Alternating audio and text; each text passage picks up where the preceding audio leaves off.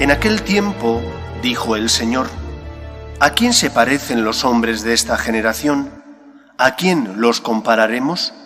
Se parecen a unos niños sentados en la plaza que gritan a otros: tocamos la flauta y no bailáis, cantamos lamentaciones y no lloráis.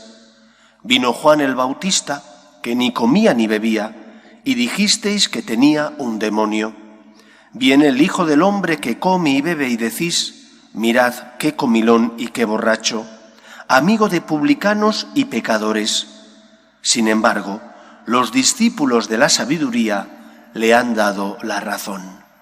Palabra del Señor. Gloria a ti, Señor Jesús. Cuando hablamos de la Virgen María, corremos el riesgo de irnos a uno de los dos extremos que se tocan, a pesar de que son extremos, se tocan.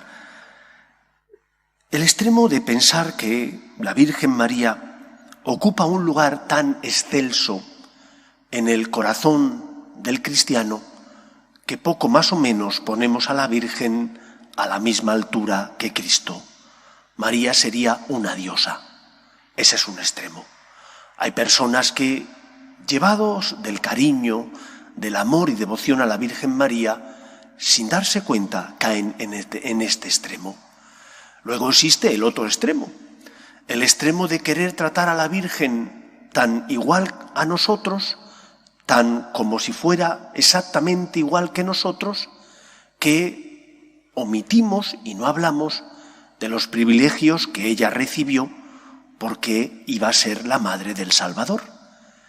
Y por lo tanto la Iglesia siempre nos enseña que hemos de buscar el equilibrio y huir tanto de un extremo como del otro.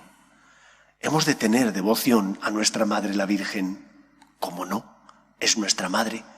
Nos fue dada por Cristo al pie de la cruz para que a ninguno de nosotros le faltara el cariño, la intercesión y por tanto la protección de su Madre. Pero a la vez hemos de colocar a María en el lugar adecuado en la historia de la salvación. ¿Y cuál es ese lugar?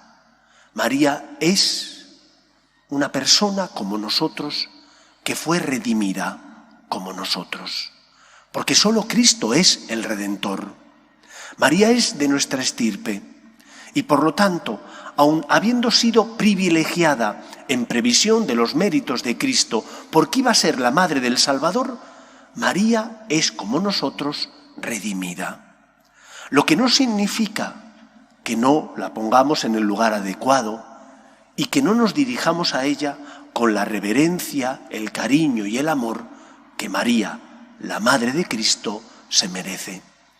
San Juan Pablo II le gustaba decir que María era la Madre del Redentor. Y diciendo que María es la Madre del Redentor, pone a la Virgen en su justo lugar, como aquella que nos dio al Salvador, pero a la vez también como aquella que supo colaborar con Cristo, con su Hijo, en la obra de la redención, asociándose a esa obra de la redención, asumiendo la cruz de Cristo. Ella no es la que redime, pero sí colabora con el Redentor, porque ella con su sí hizo posible que Cristo se encarnara. Ella no es la que redime, pero sí colabora con el Redentor teniendo ojos para ver la necesidad de los que sufren. Ella fue la primera que logró que Cristo hiciera el primer milagro. Cuando en las bodas de Caná, viendo la necesidad de los novios, les dice: hijos, no tienen vino. Y cuando su hijo, siguiendo unas palabras de la Biblia, dice: mujer, todavía no ha llegado mi hora, ella le dice a los sirvientes: haced lo que él os diga. Y logra que Jesús haga el milagro, porque tiene misericordia. María se asocia a la obra de la redención, logrando que Cristo obre el primer milagro que ha quedado recogido en las Escrituras de su vida pública. Pero es que además María se asocia a la obra de la redención asumiendo la cruz de Cristo, cuando al pie de la cruz, como madre, no podía faltar a su Hijo, pero a la vez nos adopta a nosotros como hijos. Por eso, dándole a María el lugar que le corresponde, es la Madre del Redentor Y por ser la madre del Redentor fue privilegiada con una serie de privilegios que nosotros también recibiremos, pero después, cuando nos encontremos plenamente con Dios en el cielo, tenemos que imitar a la Virgen María, que es nuestra madre. Imitar a la Virgen María por su finura espiritual. En primer lugar, por su certeza de que Dios cumple siempre su palabra. María no comprendía los planes del Señor. María no entendió aquello que el ángel Gabriel le reveló de que iba a ser la madre del Salvador, pero se fió de Dios porque le habían enseñado que Dios es el Señor, que Dios tiene derechos y que nosotros como criaturas tenemos deberes para con Dios.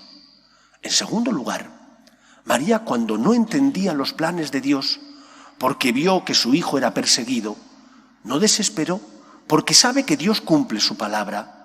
Y por lo tanto nosotros en los momentos difíciles, cuando no comprendemos los planes de Dios, como María tenemos que hacer un acto de fe, diciendo: Señor, tú eres el Señor, yo soy tu siervo, me fío de ti.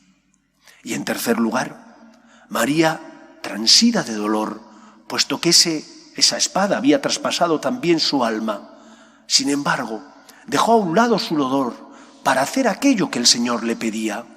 Porque se fió de Dios, nos aceptó como hijos. Las que sois madres podéis comprender lo que sufrió la Virgen María. Posiblemente los hombres no tengamos esa finura espiritual ni esa delicadeza que tenéis las mujeres para comprender el sufrimiento. María sufrió, puesto que la espada que traspasó el costado de Cristo también traspasó su corazón, y sin embargo aceptó, sin comprender y con dolor, lo que su hijo le pedía, porque el amor llenaba su corazón.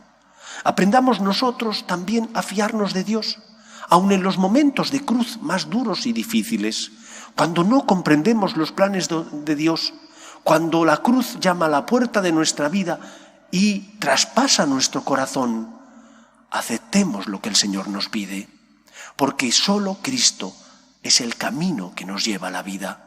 Y recordemos en esos momentos aquello que Pedro le dijo a Jesús: Maestro, ¿a quién vamos a acudir? Solo tú tienes palabras de vida eterna. María siempre aparece asociada a la obra de la salvación al lado de Cristo, porque su fe la sostuvo, porque su fe le hizo colaborar con Dios en la obra de la salvación, porque su fe le hizo aceptar el misterio del dolor sin comprenderlo, pero fiándose del Señor, de aquel que es el Dios bueno y que sabe, ella lo sabía, que cumple siempre su palabra. Que seamos buenos hijos de la Virgen María. No solo alabemos a la Virgen, también la imitemos en su fe, en su constancia, en su entrega, en ese asociarse a la obra de la salvación, asumiendo las cruces de la vida que el Señor permite y que nos ayudan a colaborar con Él en la obra salvífica. Que el Señor llene nuestro corazón de su amor y de su esperanza. Nos ponemos en pie.